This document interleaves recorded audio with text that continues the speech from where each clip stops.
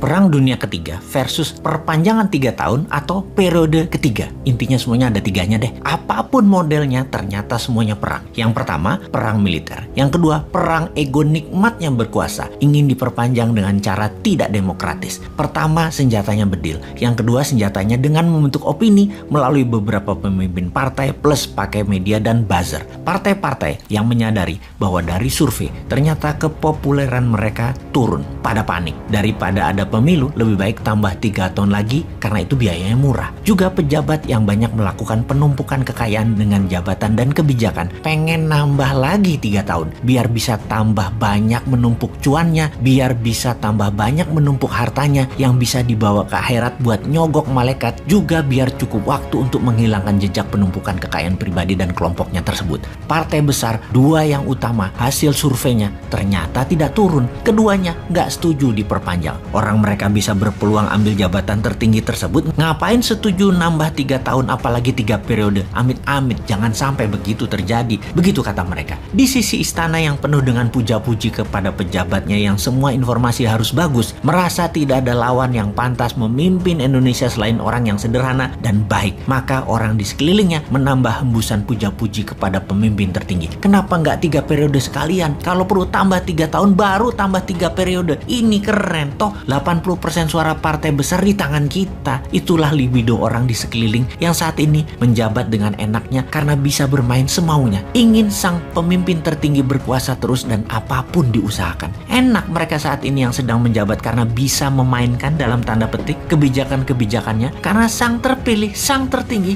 tidak terlalu detail memahami konteks proyek-proyek dan permainan anggaran anak buahnya. Tapi eits, ntar dulu. 2 partai terbesar teratas suaranya yang kalau di total suaranya mencapai kurang lebih 33%. Nggak mau lah. Jadi suara perpanjangan jabatan 3 periode tidak akan memenuhi quorum, tidak akan sampai 2/3. Maka rencana perpanjangan 3 tahun atau tambahan 3 periode kemungkinan tidak terjadi. Tidak terjadi. Sulit dan tidak mungkin. Walau libido penguasa saat ini pada mau, tapi mimpi tambahan 3 tahun itu hanya mimpi basah anak remaja. Jadi bagaimana solusinya? Mungkin lebih baik konsolidasi. Bagaimana nanti di tahun 2024 calon yang jadi dalam tanda petik sekali lagi adalah orang dari kelompok besar yang 80% ini yang mereka saat ini sedang otak-atik gatuk dan berbagi-bagi di antara mereka untuk 5 tahun ke depan sampai 2029. Prabowo Puan, Ganjar Sandi, Anies RK, Ridwan Kamil, semua satu perahu sekarang. Saya ulangi lagi, semua satu perahu besar mereka saat ini. Percaya deh, wong bodoh ngaku pinter ini walaupun dewa mabok jurusnya. Kalau yang ngeh akan benang merah tarikan analisanya, pasti pada setuju maksudnya Bosman ini.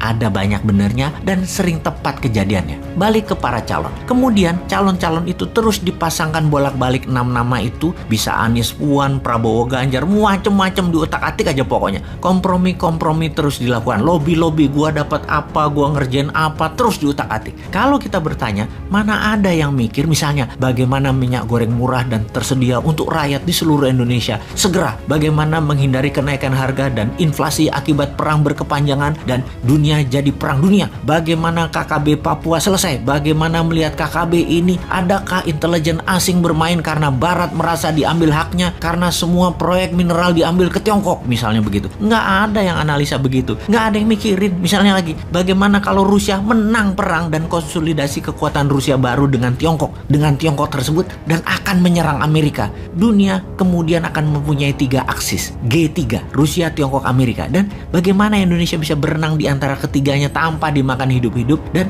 menjadi pemersatu ketiganya dan menjadi negara lebih besar dari ketiganya. Nggak ada yang mikir gituan, nyampe juga kagak. Mana ada yang mikir sekali lagi. Dan siapa yang mikir seperti itu? Ya hanya Newman yang mikirin langkah-langkah tersebut walau terlihat halu, namun arahnya jelas. Kembali ke politik 2024. Apa yang terjadi kalau hanya ada satu pasang calon presiden dan wakil presiden karena sudah terjadi kompromi dan konsolidasi sehingga calon seberang siapapun mereka gak akan dapat perahu. Lawannya kertas kosong. Yang terjadi adalah Indonesia tidak akan berubah. Tetap akan gini-gini aja. Pemerintahnya akan semakin represif menekan, makin otoriter dan makin tidak tumbuh ekonominya karena terlalu sentralisasi dan kelompokisasi. Gila, susah banget ngomongnya. Rakyat tetap bebas memilih namun propaganda pembenarannya masif diarahkan ke kelompok besar. Fakta yang lain yang kecil-kecil dihilangkan. Ujungnya tidak akan ada peluang kemajuan yang akan terjadi.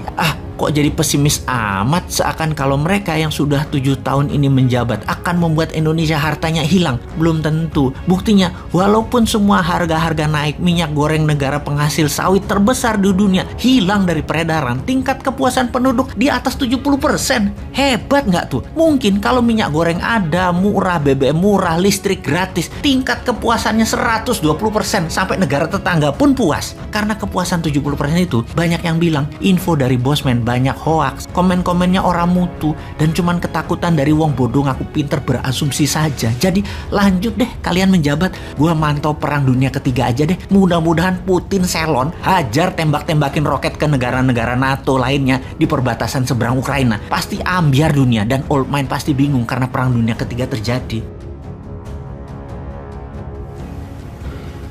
Ada yang ngomong presiden dipilih 3 periode, itu ada 3 menurut saya. 1, ingin menampar muka saya, ya. Yang kedua, ingin cari muka, padahal saya sudah punya muka. Yang ketiga, ingin menjerumuskan. Hurrah!